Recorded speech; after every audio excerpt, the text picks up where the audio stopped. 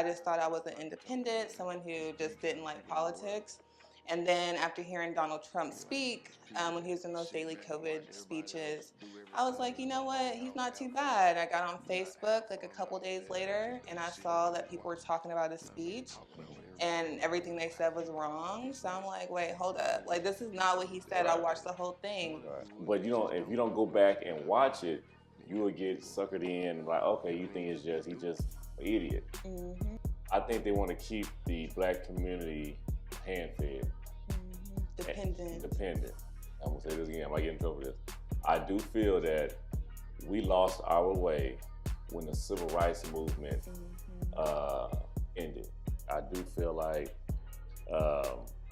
we're in a time where it's even biblically says this, but we're in a time where people are doing what they want to do, and it's getting a little out of hand.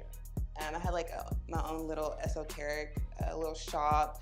I was selling like spells and doing tarot card readings, all that. I was very lost. They use it to kind of get back. So when I was doing tarot card readings, the craziest thing, most of the people who called were women, and it was something to do with the man. And then boom, you meet Candace Owens. How did that even come out? You know, they always like never meet your idols, you know. Welcome back to the Rob and Savage podcast. I got a special guest here, Ms. Jasmine Woodman. Hey, thanks for having me back.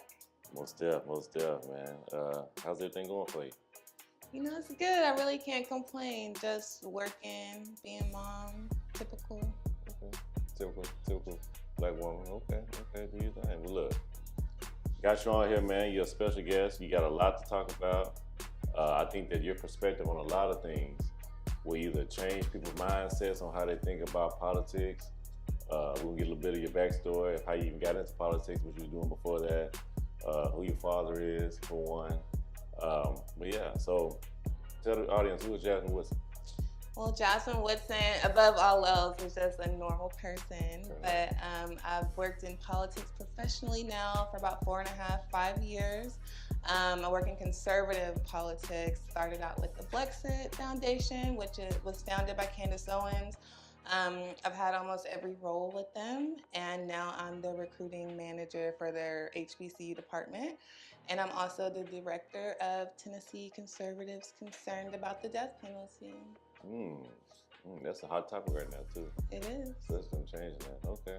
So how did you even get into politics? Now, what was you doing beforehand to even have the idea, like, you know what, I'm gonna get up and maybe be a politician one day? Yeah, so like I've always been like outspoken when it came to my political beliefs, especially on like Facebook and stuff, and kind of garnered a community there. But I didn't really start doing it professionally until Trump was running again, or I want to say COVID. When COVID happened, I didn't know I was a conservative before COVID. I just thought I was an independent, someone who just didn't like politics. And then after hearing Donald Trump speak, when he was in those daily COVID speeches, I was like, you know what? He's not too bad. I got on Facebook like a couple days later and I saw that people were talking about his speech and everything they said was wrong. So I'm like, wait, hold up. Like, this is not what he said. I watched the whole thing. And so after that, I was looking for groups of people who were Black, but were not like Black Lives Matter.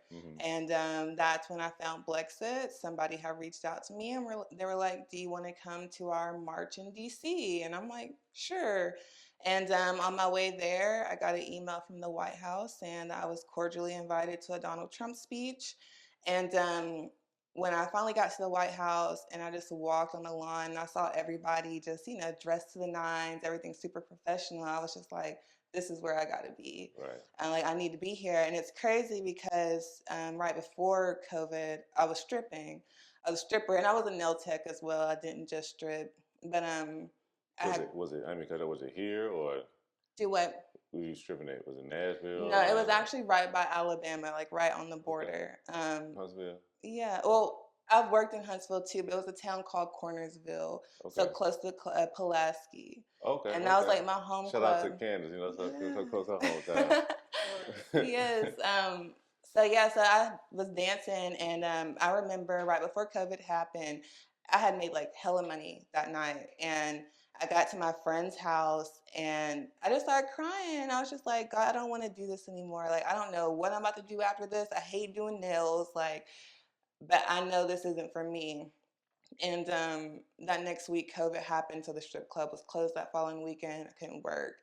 Um, and so with all of that, and then 6 months later, I'm at the White House with Donald Trump. It's like, okay, yeah, I can never go back to stripping. Like, Mm, I'm going to find some kind of job here and do something, but I can never go back. Because like once you know better, you want better for yourself. correct, correct. I want you to do something for us though. Like one thing I've noticed in the black community, they don't really know the meaning of conservative. So when they hear that, they automatically think, okay, it must be something negative because it's something to do with Republican. Can you kind of break down what that means, being a Yeah, conservative? I feel like it means something different to everybody. Mm-hmm. But for me, when I think about conservative, I just think about my grandparents, like Mm-hmm. how I was raised back in the day, the things that they said were good and were bad. Like, and that's pretty much what conservatism is because they're conserving those old values that Right, we all grew up on. right. And I'm not saying that anybody is wrong if they have a different opinion because this is a free country. But as far as certain things, like I don't believe that my daughter should be forced to be vaccinated. I don't believe that children should have any kind of sexual surgeries. Um, though I love gay people, I do believe marriage is between a man and a woman. But if two gay people want to get married, that's fine too. Again, it's a free country. I believe in fiscal responsibility, the nuclear family. I feel like children thrive better with both parents. Just simple, everyday things that we knew growing up. And it's real, man, because I explain that exact same way when it comes when I bring up about being a conservative, and people don't understand. They get offended. I'm like, no, I'm a conservative. I'm independent, but I'm conservative. And my values, yeah, I still mess up, do other things I ain't supposed to do, but I still honor what my grandparents, my parents say. They're older, and their time frame was more uh, an easier life than what we got going on. Mhm. Liberal, I never even know what that even meant until finding out. Oh, okay, I don't know if I really get jiggy with that. I mean, I'm not Mhm. for all this other extra stuff. But I do agree with what you just said. How it is a free country. You can do what you want to do. Just don't push it on Exactly. And like I have a gay brother and I would be at his wedding if he were to get married. And it has nothing to do with how he believes. It's just like I just want to be able to believe how I believe, raise my family how I want to, and then let everybody else do what they want. I don't really want to force my beliefs on anybody, but I also don't want anyone to force their beliefs on me me. either. Right. I got you. I got you. Okay. Okay. So let's kind of rewind. So even before your career choice, what was you doing coming out of high school? I know you're from Cookeville, Tennessee. So, Yeah. well, yeah, I know. Well, you teach me right. Is it Cookeville or Memphis? I know somebody's. Cookville. I'm Okay, from Cookville. okay, I had started dancing at 18 years old, and I did that for a while. I think when I turned 20, that's when I went to cosmetology school and got my nail tech license. I had quit dancing for like a year, and then I just started dancing again. And mm, I would sometimes, if I wanted to stop dancing, I would go do nails or do both at the same time. But I was more, I feel like, hustle minded back mm, then, like just doing anything for money, trying to run it up. It was like hustle culture back in like 2013 to 17 or whatever. Everybody was hustling. And so that's where I was. I was just a slave to the money. Wherever the money was, there I was. I ain't gonna lie to you though. When I first met you and you told me that, it threw me off. I'm like, but you from Cookville? I'm like, I ain't know they even. When I think of Cookville, I think everything's slow. You know what I'm saying? Farm living. Everybody probably work at Oak Ridge or something. I don't know. You know what I mean? So when you said that, I'm like, huh? How did that even come across?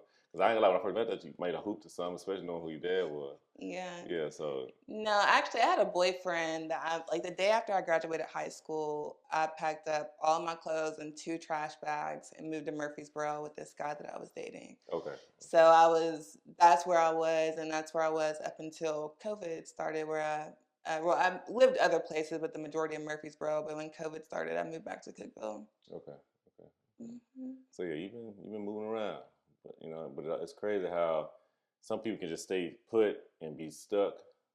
You've actually, it might have been always the thing that you wanted to do, but you've actually moved around and seen differently, which you didn't want to go back to. So that's a testament. Yeah, for sure. That's a testament. Okay, so let's fast forward back. So now you didn't got to the White House. You didn't seen a new leaf in life.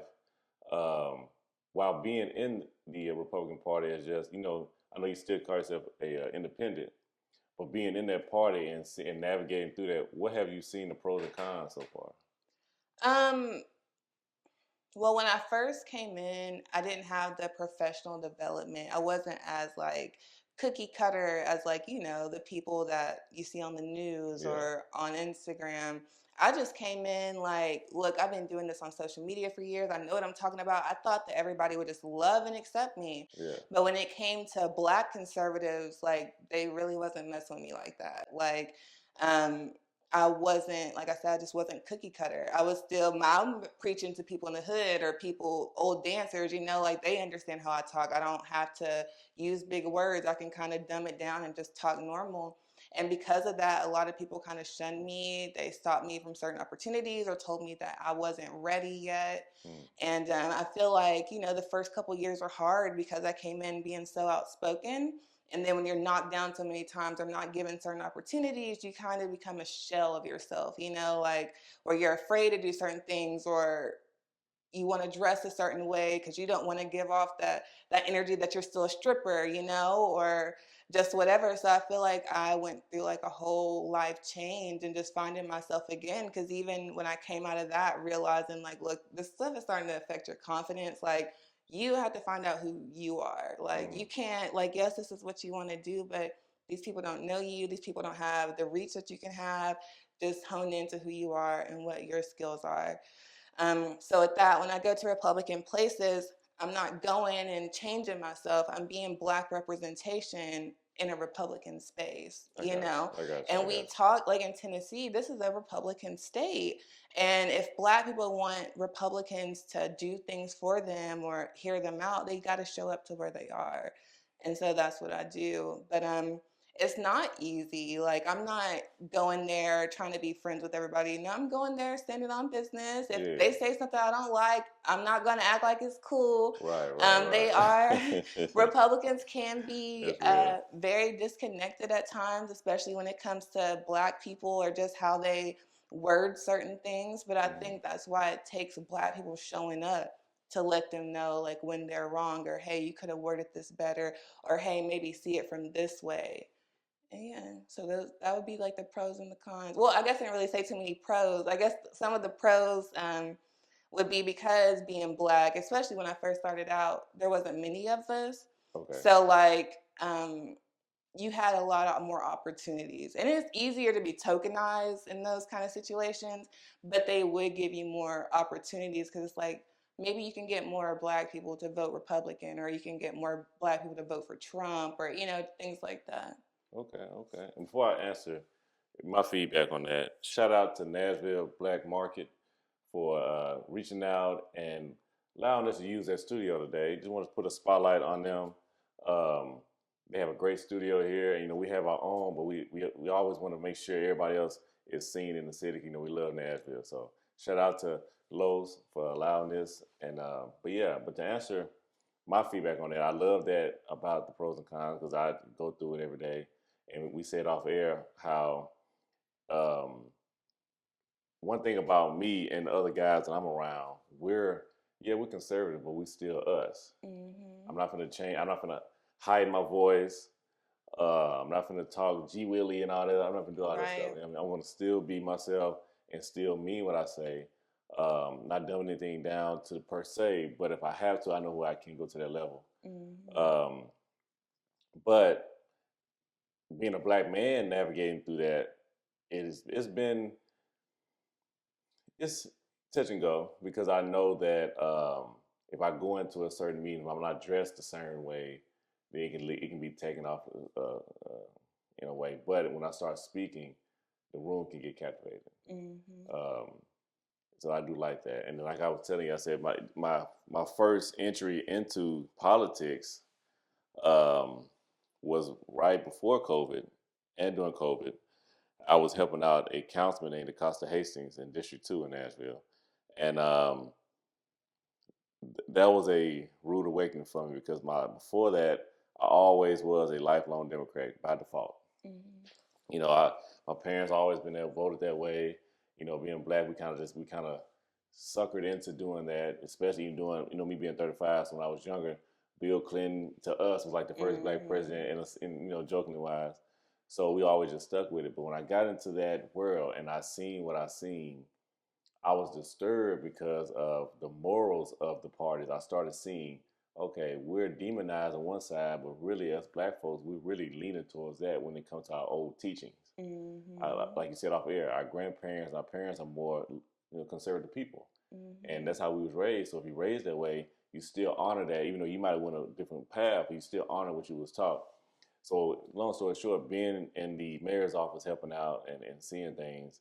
I noticed how the men, in the Democratic Party who had positions were more feminine. I seen how the women was rising, but I feel like it was a little bit small level of feminism going on too. So I was like, man, this ain't really for me. But I still was, a fly on the wall, soaking everything in. And then here comes Trump coming in. And I never looked at Trump like that as a political figure or anything. I just know him from the TV shows. In hip hop, we always used to see him or them referencing him. Remember Mike Tyson boxing, you see the Trump logo on the boxing ring. But when it came to the politics, let me just sit and listen what he's talking about. And I had that same epiphany. The clickbait stuff, I would see, okay, man, he'd say something outlandish. I was like, okay. But when I watched the full press conference, I'm like, hold on, he didn't say that. That ain't how they kind of miss. But if you don't go back and watch it, you will get suckered in and like, okay, you think he's just an idiot. Same thing, I believe the same thing with Herschel Walker. The clickbaits, it was like, oh man, he just saying some, like, he got hit in the head too many times. But when I watched the full debate against the guy he had down in Georgia, I said, oh, he really is talking some, why didn't they show that? Exactly. So I feel like it is an agenda, in a sense, going towards us and others, to show what they want to show us. So I tell people, please do your own research. Go look for yourself. If you go off the clickbait, you go off these news companies, they're going to show what they want to show you. Point blank. For sure. What's the agenda that you think is out there towards the black community? I think they want to keep the black community hand-fed. Dependent. And On what? on the government, on what they say. Or just they want black people, even if they're not dependent on something, they want black people to feel like you don't have it within you and your community to do it. Like, y'all can't do it. We're always going to be searching for something outside of ourselves to help us. Yes. I feel like it was, and I've seen it all the time. Like when I watch CNN a lot, but I watch Fox sometimes too. But sometimes I just forget the channel sometimes. But when I watch CNN, and just by going by the news anchors, even when it comes to the women, I always notice how when they want a black figure to go against, they always choose the black woman to say something and be loud about it like that. And I'm like, what? It's just a choice of people they putting in front of it. They rarely ever use the men to speak, and and I realize when they do ask different people about their political views, they never ask that man. They always ask a guy who look kind of docile. They don't really go to the grassroots. If you really want to get a real question, come to the hood or an urban area and ask them, see how they feel. And you get a real transition. But they never do that. So that's what I mean by agenda. I feel like they pick and choose who they want to talk to. But let's get back. So you progressing in the party. And then boom, you meet Candace Owens. How did that even come around? Yeah, so that was the day that I met her was the day at the White House where I, went to the Trump speech. And I didn't really know there's some people who are some diehard Candace Owens fans, and that was never really me. I appreciated her because I felt like she was saying a lot of the same things that I was saying, and I had saw her like a year prior with Kanye, and I was like, I like that girl, I like what she's saying. But at the same time, they always like never meet your idols, like that's a thing. And so like after I met her, that's a good one right there. Yeah. Man. After I met her, I just saw her more as human, but I did really appreciate what she was doing because at the time she was pregnant and she was just out there speaking to all these people. And I remember in that moment, because I was kind of skeptical about her having a white husband, but in that moment I realized like he's here supporting her. Like who could, like she's a strong ass woman and doing all this stuff and, really leading a whole culture to change. And regardless of his skin color, he's there with her, backing her up, fighting for her, and she's carrying his child and doing all this. So it gave me like a more respect for her and her family and what she did. But again, it did just make me realize she's human. Like, she's human just like me. I mean, I'm glad you brought that up. That's one thing I know on the male side of us that we fight with when it comes to Candace. I I really like what Candace says on a lot of things. I agree with like at least 95% of it, maybe even more. But me being so pro-black, that's the only thing. And a quote that I heard from my granny years ago that back in the 50s and 60s, a lot of black women didn't like a lot of black men leaders. They was calling them hypocrites, like Hella Belafonte and Because they were dating white women, right? it was what's the Sidney Poitier, and they didn't like them because they feel like, man, how you can't preach black but sleep white. So that's kind of how I am a little bit when it comes with Candace on that. But I do like that she's a voice and she's calling us out on our bullcrap. I get in arguments with my little brother all the time about this subject with Candace. And I had to tell him, I said, bro, you got to wake up or something. I said, first off, she's been on black panels too, even before the Breakfast Club. She was on Revolt. And what's crazy, T.I. had to stand up for her in that because people were trying to overtalk her. And he was like, no, she's spinning some game right now. So she's being heard. I would love to see, now, I want to put this out there. I would love to see her and Dr. Umar talk. Yeah, me and Rakita, which I think she followed you on Instagram. I've told her about you. Rakita is a student movement manager. I'm the recruiting manager. And that was actually, we have some people and some ideas that we want. Obviously, we don't run Candace's schedule, or we don't have the final say so in that. But Dr. Umar was definitely a name that we put on there.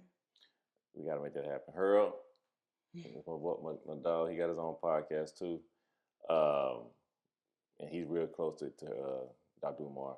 We got to make that happen because I think that he's going to be able to ask the right questions too. Even outside of the husband part, he's going to be able to ask her just the authentic. Can't say the word right, but her being authentic about her true feelings when it comes to the black community, and he can express his. Hey, we need Candace on here too. We can go back and forth on whatever.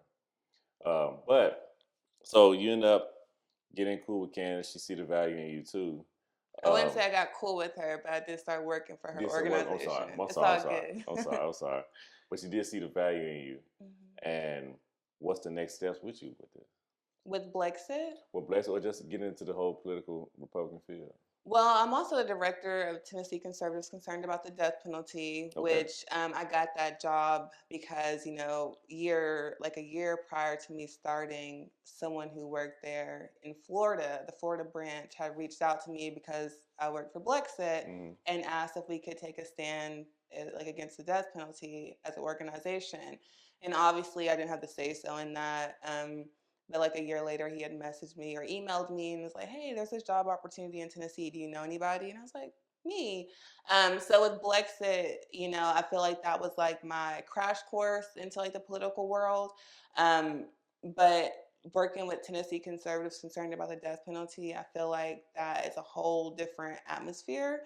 Prior to working for them, I did some volunteer lobbying, but now I'm an official lobbyist. And it's just a lot more serious. That's why I like politics now, and why I say I'm an independent is because when you're actually up there at the Hill and you're hearing these people speak, and you might say you're a Republican, you might say you're a Democrat, but go hear them speak and hear what they're pushing out. You might not want to lean either way. I feel like nationally, the Republicans, I do side more with them, but when it comes to a state level, there's a lot of things that I feel like Republicans drop the ball on. So right now, I'm just really finding my space here and what I really want to do, and just staying true to myself throughout it all. I've turned down a lot of opportunities where I could probably be rolling in the dough right now, or be famous, but it just wasn't true to who I was.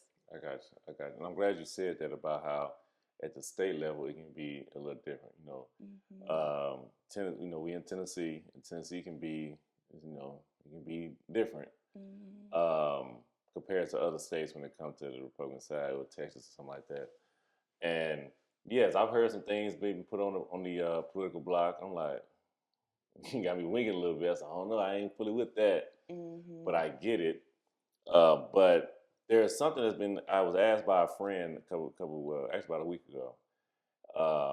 And it's I might be saying it wrong, but it's something 2025. What am I talking about? Project 2025, I think. Yes. What's your thoughts on that? Honestly, I don't know too much about it. I've seen people post about it. They said something about them getting rid of the Department of Education or something. I don't know. I haven't looked into it. I'm not the person to ask. I got you. I got Yeah. you. Yeah, I did skim through it a little bit. I did see that part. And I think they was basically talking about just on the getting rid of it, but it's still gonna be a teaching. But it's like on the funding wise, make it. But Look at the education system right now, though. I yeah, personally I wouldn't mind it. I mean, especially whenever, like, if you look at Baltimore, like, the students in high school are reading on like a second and third grade level. that's right. And that's because of the Department of Education and the No Child Left Behind and all these other bills that have been failing us, for Right. decades. So I Right. wouldn't mind like a whole Revamp. restructuring Yeah. of the school system. Yeah. I mean, it needs to happen. I mean, and that's just one piece of it. Um, I know they would bring up martial law on there too, and I was going back and forth with a friend about that, and yes, martial law sounds harsh, but I do feel I'm gonna say this on camera. I do feel in some scenarios, some of our cities do need that. When you're referencing that a couple of years ago, like 2 summers ago, in Chicago, like every day had like I don't know, it was like 100 people down a week. That was crazy. Like in some cases, incidents, I do think that martial law should be implemented in those situations uh, when you have these high crime areas. Um, And it's but because I'm no, sorry. you good. No, you good. It's because I feel like and I've talked about this yesterday with one of my coworkers because she is against like the police coming into black neighborhoods. But the thing is, when it gets to a point where it's so bad and the people in the neighborhood go out to these white people to ask for help, all they know what to do is to bring the police in. At that point, it's like, okay, we gave y'all this time, we've given y'all, like in Memphis, there's so many different options for juveniles who've gotten into trouble, and a lot of them are like bonding out as soon as they do something, but obviously that's not working. So of course the community is going to petition the governor and ask him to bring in help for them, and his help is going to be the police. Like You putting them in a bond. exactly. And they don't know us well enough to know, like, really know our community like that, but they're looking at us to be the ones to like stop it before it even happens, and since we're not, they're just going to bring the police in. That's why I do feel going back to being conservative, we had to go back to certain old ways when it comes to like, I think that some of our police chiefs need to implement to our fellow cops on the lower end to live in these neighborhoods so they can learn the neighborhood, learn the people, so they know how they can handle things without it being a big thing. I think that when I grew up, excuse me, in my neighborhood, even though it had its bad times, we had a police officer who lived right down the street named Smiley. And he knew everybody, you know what I'm saying? But we all respected him and his household. But just knowing that he was there slowed down any kind of issues. Exactly. Same thing with a doctor or a dentist living in the neighborhood. Like we need to go back to those ways in a certain sense. It would really inspire even the kids, and one might want to do that one day. Oh, you know what? That's Dr. Such and such. I'm gonna do that instead of just want to be a rapper all the time or athletes. Do you think it's really possible to go back to those ways now? The way the society's just progressing everything and pushing everything on us? I do because this is the first time collectively that black folks have had this much money. You know, it sounds crazy I'm saying it because it seems like we still have a lot of poverty areas, which we do. But when I go back and I talk to my parents, I talk to my grandparents about their way of living, they ain't had no money. We got it. Hey, we can touch a lot of money. Yes, things are down, but we can touch a lot of money in this generation. I think that once we start tapping into that and start want better for ourselves, we will see the benefits of having like a cop in our neighborhood growing up or a doctor living next to each other. I think that we recently had that all the way up until about 40 years ago. I think that, and I'm gonna say this again, I might get in trouble for this. I do feel that we lost our way when the civil rights movement ended. because we got the things that we say we asked for, and then we just completely abandoned what we had traditionally. Like we didn't shop with each other no more. We want to live next to white folks. We want to eat their food. But then we started dating them. You understand? So all that stuff sounds like barbaric. Me saying like I'm just being some caveman or something. But it's actually when we did that, we kind of just lost our way. We started implementing other people's things, and then we got away from. Uh, Prime example here in Nashville. When I was in high school, even though it's not 40 years ago, but when I was in high school or middle school, Nashville black community was so connected. Like you could be at a middle school game here, man. It'd be sold out, packed. People on the floor watching. We had events like Come Together Day and other things, but we kind of just branched off. Want to do our own thing now. Um, we only want to do something when we see another city do it, then we'll do it here. So like we're not connecting no more. But to answer your question, Candace, I think that we can get back to that if we start. It's going to take our generation to start using our wealth and living next to each other, point blank. I think we can for another reason too, just because of like just looking at patterns and things. Like I feel like because it's so liberal right now, I feel like the pendulum is gonna swing. And it may swing back by the time I die, but I feel like it's gonna swing and I feel like right now with, just a lot of things that are happening and people are even though they might not be as politically educated, they just feel that something's off or like they see certain Yeah. things, they're like, oh, I don't think I like that, and it's changing people, or even people getting closer to God now. A lot of Mhm. that is like really big, and I think that's going to shift our culture more than I'm anything. glad you said that. It goes back to also the convo with my brother. Like I do feel like um, we're right now we're in a time where it's even biblically says this, but we're in a time where people are doing what they want to do, and it's getting a little out of hand. Hmm. Um, they don't have that moral compass no more because a lot of times they're not in church like they will ever been um, biblically inclined to anything. And yes, there are people getting closer to God in a sense, but I'm also seeing another spectrum. I'm seeing the spiritual Hmm. um, livelihood too, and it's not to me. It's not really biblical at all. It's just it's really lost Egyptian knowledge, but I'm seeing that heavy right now. Definitely in our black women who are really adapting the horoscope big time, the um, Tarot card. tarot cards, all these things, and it's taking them left.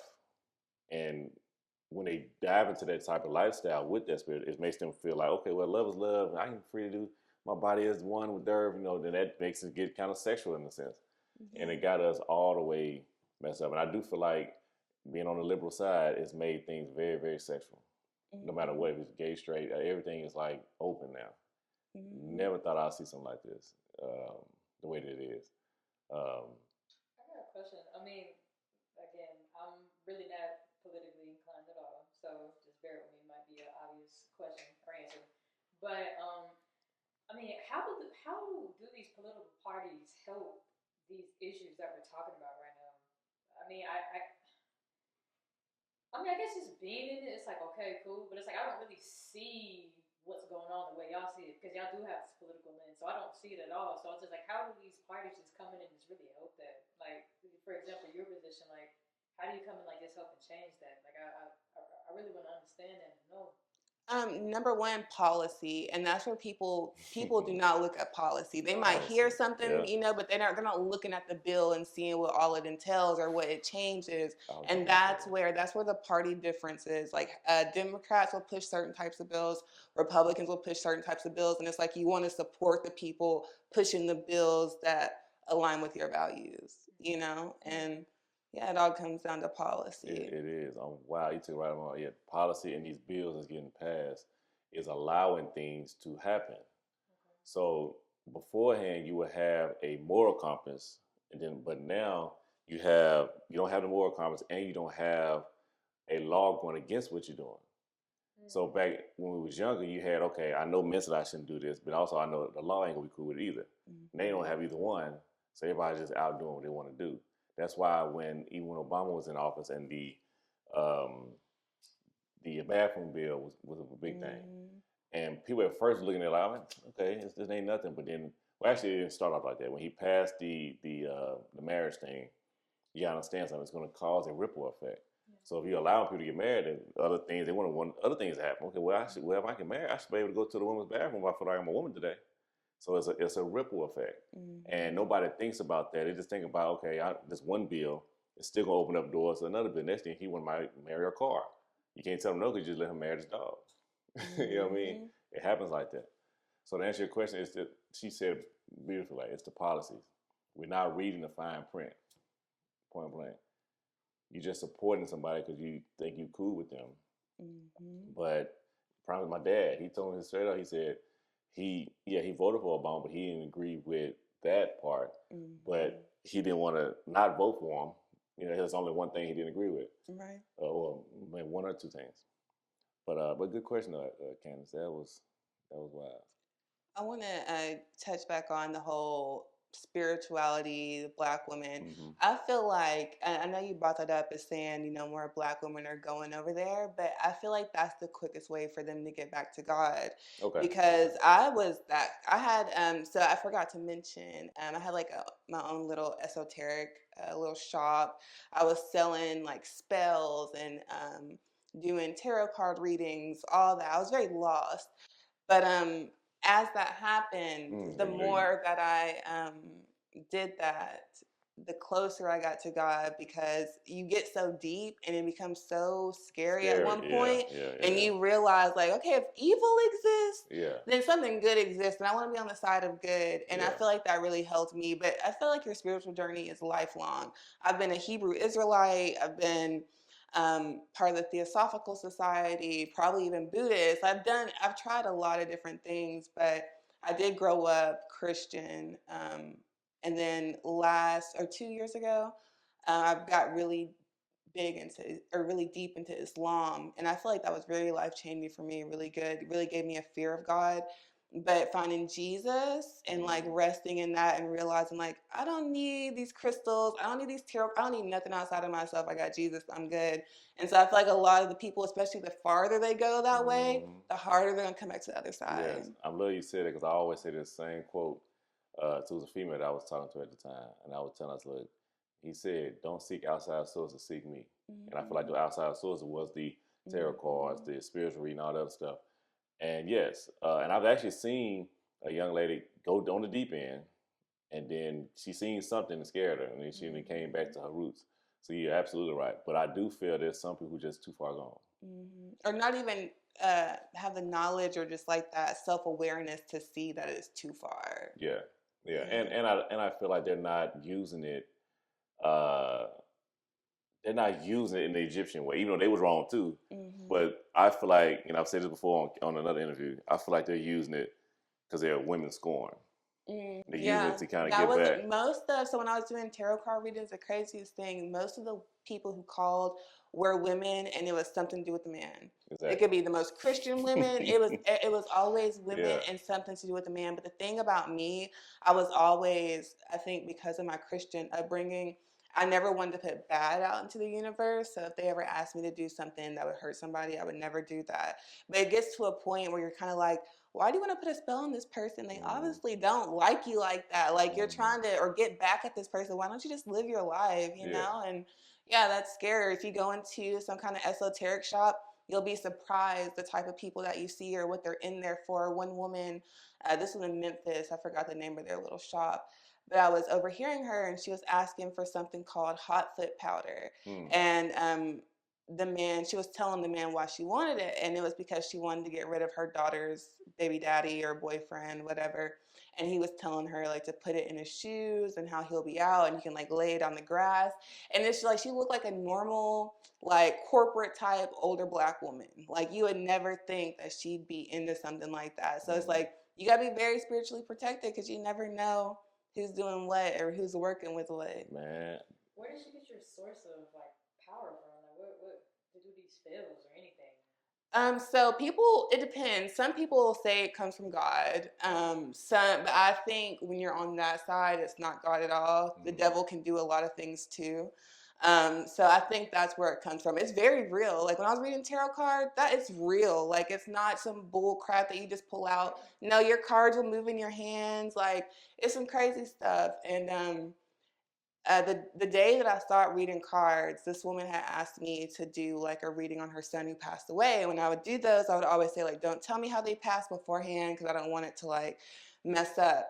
And in it was so weird because I closed my eyes and I just got like this feeling that I was like in this hot place, like, super dark. And then all of a sudden, like this bloody person comes up to me and is like reaching out their hands to me, is like telling me to help them. And I'm scared, like, and I couldn't help them, obviously. And they were just getting dragged, like their hands were up and they were just getting dragged. So I told her, and I was like, honestly, this really scared me. I don't know what happened to your son, but I was like, I don't want to tell you what happened because I don't want you to feel bad. And that's when she told me that he was in a shootout with police, and that's how he died. But when I saw that, I was like, God, I don't want any parts of that. That was scary. That was deep. I've had sleep paralysis, and that's where I realized the whole demon thing and me calling out to Jesus during my sleep paralysis. I was like, okay, Yeah. Jesus is the demon slayer above all else. The name of Jesus is powerful and it's real, and I was Team Jesus ever since. That's crazy because, well, not that crazy, but I had a very similar experience because I had like super bad sleep paralysis like growing up as a kid. But I didn't understand that like those are some type of spiritual attacks.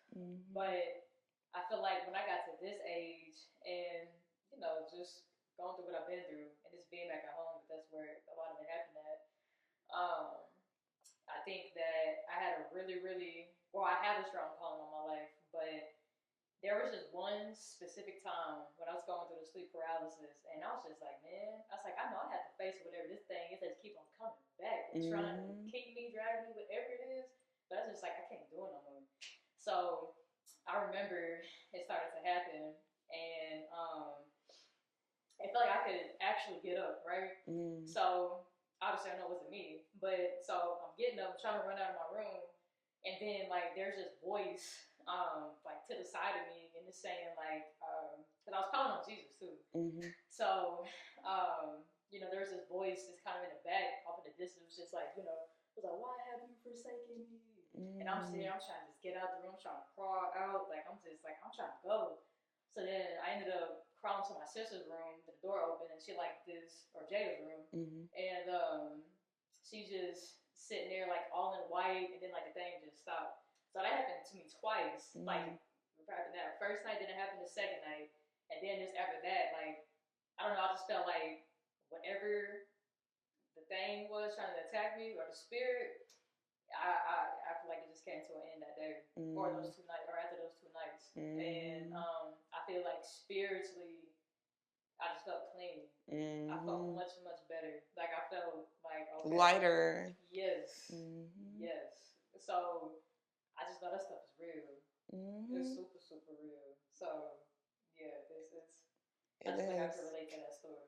And nobody would know unless they go through it. And they'll say it's, you're not getting enough sleep. It's like, no, this is a spiritual attack. I had I think it's called the plague doctor. It's like the mask that kind of looks like a duck nose or something. Yeah. That was what I saw during my sleep paralysis. Wow. Like, yeah, so that's definitely a spiritual attack. And there's a whole different spiritual universe, here that we can't see. So it's a lower energy, or it's a lower energy field, and it's just man, I didn't know as a kid, but I remember like I got choked out one time, like my whole entire bed was shaking. I'm sitting there being choked out, then eventually I wake up, but I'm just like, damn, I don't even want to go to sleep. Exactly. And who I go and tell? Just growing up in a Christian household, it'd be like, what's going on with you? Exactly. So it's just like I'm just sitting there suffering as a child. I'm just like, I don't want to go to sleep, but I got to, and then stuff is happening. I got shot in my head. I done seen all types of shit. Like I saw, I think this imagery. I don't think this is what the devil looks like with this horn and shit. I just think it's just imagery. But I done saw that on the wall, like with a large ass penis, like just trying to come at me, and I'm just like, I done seen so much, like just like I don't know, like just weird figures and shit. Like I don't know, and then you can hear it too. Mm-hmm. Or sometimes I can hear like just a whole bunch of screaming. Yes. And I'm just like, this is beyond me. But it's just like I knew when I was just like, all right, I'm finna be serious about my faith, my walk, and that's how I knew it was just like, or just really just with my internal self. I want to heal. So I'm just like, I have to face that because I think I was literally just terrified of like looking at whatever the thing was, speaking to it, claiming my power that I have over it, the power that's inside of me, and just like, oh, I ain't doing this no more. You know right. You don't scare me. You don't. Exactly. And that's exactly what I was saying. Doing that whole entire process and then just stop. Just stop. So yeah, I love that. I feel that. That's deep. No, I feel that. That's deep. Because me and Candace be having those talks about, just the spiritual world. Mainly, I bring it up because of like, it might have been a woman I dated in the past or something like that. That's the only time I've ever really experienced that when I seen it in her, the female, and I was like, okay, yeah, this is different. You know what I mean? And then I started reading into, you got your sexual demons, you got your all that other stuff, but you don't know nothing about that. Especially as men, we're the one who don't have no blind. We don't see anything. Right. We just think this gets. She's just like me, man. No. It's a Jezebel spirit. Man, that the mermaid, not mermaid, but the marine spirit, all that stuff. So, but yeah, man. So yeah, and I'm glad you broke that down. I think that because when I say this myself, people, you being old school. Oh no, man. No. Y'all being weird. Yeah, like, yeah. Yeah, for y'all real, on some other shit, and I'm not trying to get jiggy with it. Like, yeah. It's not. Yeah, it's not. It's not. Okay. So look, I'm glad you came on. I do want to get on a little bit before I say this. Your dad, I can't let you go out without explaining who your dad is. I know it ain't that much to do with the interview, but you got a famous dad, so I got to bring it up. Can you please tell us? Yeah, my dad's name is John Best. Currently, he's the GM of 88.5 in Memphis, but he was really well known for playing basketball. He was drafted to the New Jersey Nets in, I think, 93, the year I was born. But then he ended up playing overseas ball and did that for 14 years. And he loves his city. He's just like me, pretty much, as far as wanting to help the community and all around great person. Like, he's amazing. He has a quote, "Be do have," and that's what he lives his life by, and it's helped me out a lot. He followed me back on Instagram too, so I feel like I know somebody. I got two last questions. Explain that "be do have" piece, because I feel like it's just an important philosophy for people to understand. But and two, I want to know what is your God-given purpose and how are you sharing it with this world or to this world? Okay, yeah. So be do have, it comes from either a book or it's something that, and I feel so stupid that I can't remember what it is, but it's a popular something that be do have comes from. But it's like, be who you're supposed to be, and then do what you're supposed to do, and you'll have what you're supposed to have. So you have to like become that person first, then you have to do what that person's supposed to do, and then you get to have. A lot of people won't have, do be, you can't do that. As far as my purpose, I honestly don't know. I feel like it'd be very egotistical of me to say what I think my purpose is, because I don't know. But I do know my gifts would be like connecting with people. I really want to share my testimony with people, to let them know it's, because it's deeper than politics. Like we said, it's spiritual out here. But just, now I'm at a point where I do want to speak more about Jesus, incorporate Jesus into whatever I'm doing. I don't know my purpose. I know Jesus does, and I hope that he, gives me more time on this earth to help more people. Hopefully do some great things so I can help my family in the future and for generations to come. But I don't know what my purpose is. I'm glad you're being honest, because everybody asks me that question sometimes. I give them an answer, but I'm still learning myself too. But exactly. I will say, this podcast has really opened up my eyes to what that purpose can be. Because before that, my identity was just I was an athlete, right? Point blank. And then athlete just diving into real estate because I just like to see the money, and then also want to have something that I can own in my city. Mm-hmm. But the podcast, I'm able to interview people like yourself and others, so I can really like expand, you know. And I love to talk, Mm-hmm. you know. And so, and I'm a historian, so this is the perfect platform to do that.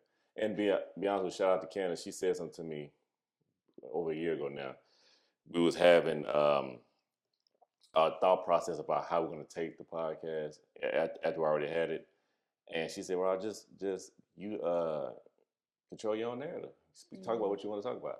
And ever since she said that, I just been, all right, cool, we're gonna do that. Instead of just trying to fit in where everybody else is doing, just do your own thing. And it's gonna go back what your dad said. You know, if you're doing what you're supposed to do, you'll have what you're supposed to have. Next thing you know, we didn't want an award. Exactly. You know what I mean? Congratulations. I mean, see, Yes, and I sir. saw y'all Yes, at sir. the rodeo. Y'all are just on Oh, we one. on I'm it. here We for on it. We on it. We on it. We on it. Yeah. Shout out to the Black Rodeo USA. They showing love big time, and we gotta get y'all to come back to Nashville more than once. Yeah, twice. For real. Look, Jasmine, look, it's an honor to have you on here. Part 2. We got to have you back again, especially with the political eras coming up real soon here between Biden and Trump. And I think that the people really need to hear what you got to say and what you think. Yeah, so I just want to shout out some people who have worked with me regardless of me being known as the Black Republican. From day one, they've been great. So number 1, Black Man, Leland Evans, OC, Hambino, Chris, Shanice, you, Larry Powell, Jerome Moore. Shout out to Marcus Manise. I think that's how you say his last name. I really love what he's doing. Gosh, I feel like I'm missing some people, but I just really wanted to shout them out because there's some other people in Nashville who didn't want anything to do with me or didn't want me in the neighborhoods because they just saw the organization that I was attached to. So just really shout out to them, especially him, Bino and OC. I love y'all down. Y'all are amazing. I really appreciate what y'all do for Nashville. And I feel so bad because I feel like I'm missing somebody really important. And if I am, I'm sorry, but I really appreciate all of y'all do and anybody in Nashville who's worked with me or worked with Blexit off the strength of me. I just want to say thank you. We thank you for being a voice. So we need that. You know, we need different kind of voices in our community. You know, we can get stuck, be on the rat wheel all the time. But you really have opened up my eyes and others when it comes to be your parties, redefine print, policy. Look, man, stay tuned. Can't wait for y'all to see this interview, man.